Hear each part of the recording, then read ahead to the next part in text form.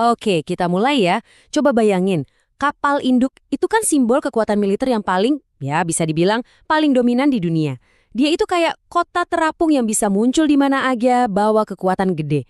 Nah, pertanyaannya, gimana kalau raksasa ini suatu saat nanti harus berhadapan sama kita?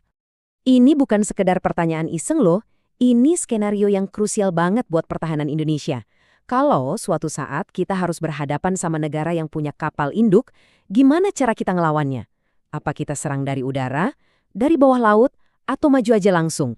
Jawabannya, dan ini mungkin kedengaran pesimis ya, tapi harus realistis. Hampir mustahil.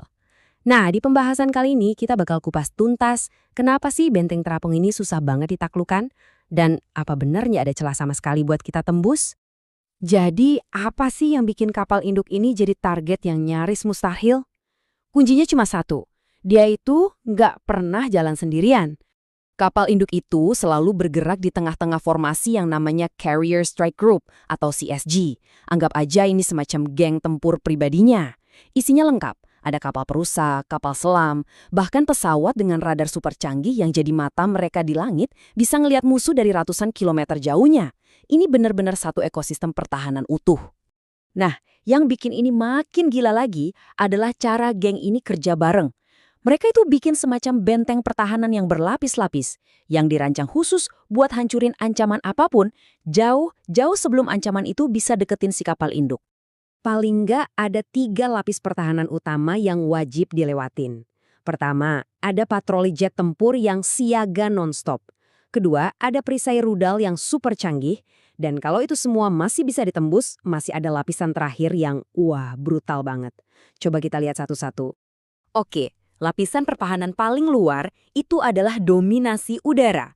Kalau kita coba nyerang pakai pesawat tempur, pilot kita itu bahkan belum sempat lihat kapal induknya, udah bakal disambut sama jet-jet tempur F-18 yang patroli 24 jam penuh. Mereka itu penjaga gerbang pertamanya. Oke deh, anggap kita nggak pakai pesawat tapi kita luncurin rudal. Nah, disinilah lapisan kedua mulai beraksi. Kapal-kapal pengawalnya itu dipasangin sistem Aegis. Ini perisai rudal otomatis yang bisa ngelacak dan nembak jatuh puluhan target sekaligus. Saking canggihnya, nih sistem ini bahkan bisa nembak jatuh proyektil yang datangnya dari luar angkasa. Gila kan?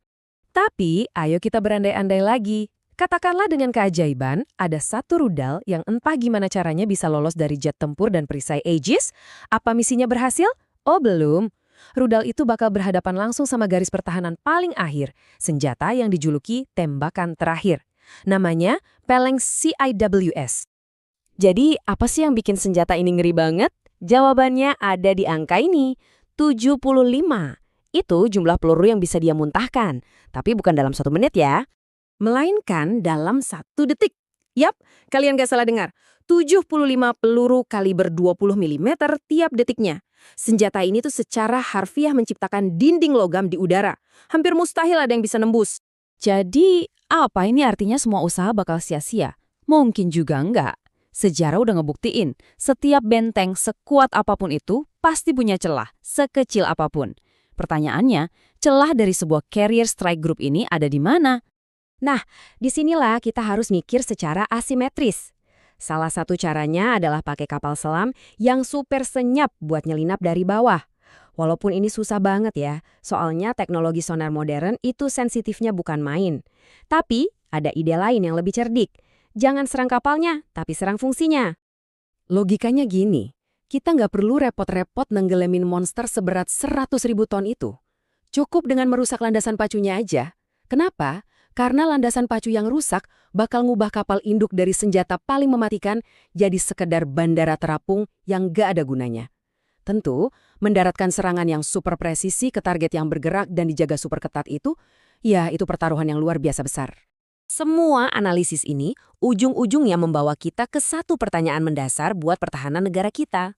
Setelah tahu ancamannya sekompleks ini lalu, gimana Indonesia harus siap-siap? Dengan sumber daya yang kita punya, dan kondisi geografis kita sebagai negara kepulauan, langkah strategis apa sih yang paling masuk akal buat Indonesia ke depannya? Kalau kita lihat secara garis besar ada 2 jalur pemikiran nih. Apakah kita harus mencoba membangun kekuatan yang setara, berharap suatu saat nanti kita juga punya kapal induk sendiri? Atau kita ambil jalan yang asimetris, perbanyak armada penyergap, misalnya kayak kapal selam kecil yang senyap, yang memang dirancang untuk jadi predator bagi kekuatan yang jauh lebih besar. Ini dilema strategis yang nggak ada jawaban gampangnya. Jadi tandingan yang setara, atau jadi penyergap yang mematikan. Dua-duanya punya resiko dan konsekuensi masing-masing. Jadi, pertanyaan ini saya lempar balik ke kalian. Menurut kalian, strategi mana yang paling bijak untuk masa depan pertahanan Indonesia?